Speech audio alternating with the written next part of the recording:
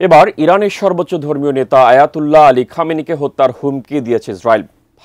পাল্টা হামলার পঞ্চম দিনে ইরানের যুদ্ধকালীন চিফ অব স্টাফ জেনারেল সাদমানিকে হত্যা করেছে তারা।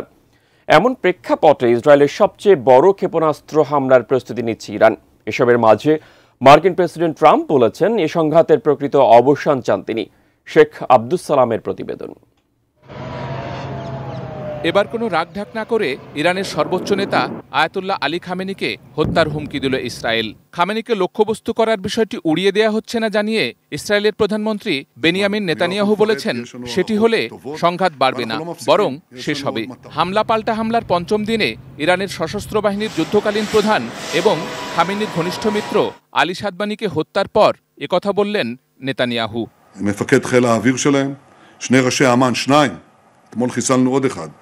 সাদ্দাম হোসেনের প্রসঙ্গ তুলে ইরানের সর্বোচ্চ নেতাকে হুমকি দিয়েছেন ইসরায়েলের প্রতিরক্ষামন্ত্রী ইসরায়েল কাটজ।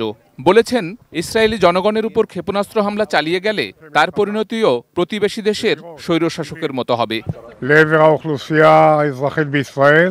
এদিকে মঙ্গলবার ইরানের গণমাধ্যমে বলা হয়েছে, ইসরায়েলে সবচেয়ে বড় ও তীব্র ক্ষেপণাস্ত্র হামলার প্রস্তুতি চলছে। মঙ্গলবার তেল আবিবে মোসাদের একটি দপ্তরে হামলা চালানোর দাবি করেছে তেহরান।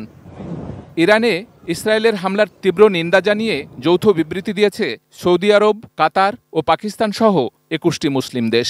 অ্যান্টিব্যাকটেরিয়াল অ্যাডিটিভ যুক্ত সেরা ওয়াটার ট্যাঙ্ক বিশুদ্ধ পানিতে ব্যাকটেরিয়া জন্মাতে দেয় না। আঞ্চলিক উত্তেজনা কমানো, পারমাণবিক নিরস্ত্রীকরণ এবং আন্তর্জাতিক আইনের প্রতি শ্রদ্ধা জানানোর আহ্বান জানিয়েছে দেশগুলো। মার্কিন প্রেসিডেন্ট ডোনাল্ড ট্রাম্প বলেছেন, যুদ্ধবিরতি নয়, তিনি ইসরায়েল ইরান সংঘাতের প্রকৃত সমাপ্তি চান। কানাডায় G7 সম্মেলন শেষ হওয়ার আগেই যুক্তরাষ্ট্রে ফেরার পথে বিমানে সাংবাদিকদের তিনি একথা জানান। ইরানের পরমাণু কর্মসূচি নিয়ে আলোচনায় এখন তার খুব বেশি আগ্রহ নেই জানিয়ে ট্রাম্প বলেন, ইরান কোনোভাবেই পরমাণু অস্ত্রের মালিক হতে পারবে না। তারপরও আলোচনার আহ্বান জানিয়েছেন মার্কিন প্রেসিডেন্ট।